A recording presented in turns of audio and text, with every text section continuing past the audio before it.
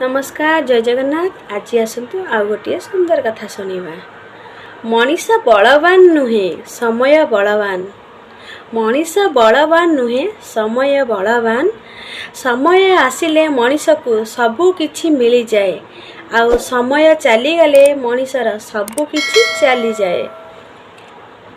ए स्वार्थपर दुनिया रे केबे काहाकू भल उपदेश देबा कथा नुहे, कारण जहाकू भल उपदेश देब से ही तुमको प्रथमे भूल बुझीब।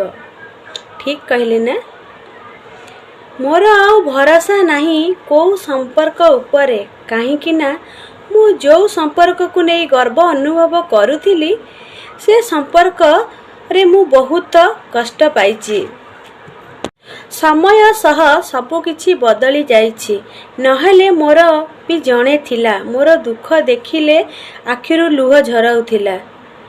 धनी हेबा पई तुमर बैंक अकाउंट रे जहा अछि ताहा नुहे, परम तुमर हृदय रे जहा अछि। मु बुझी पारानी लोके केमिति एते कॉन्फिडेंटली मिछ कथा कही पारंती, अन्यर भूल को एमिति आंगुठी देखाई सते कि निजे गंगारे गाधोई पूरा पवित्र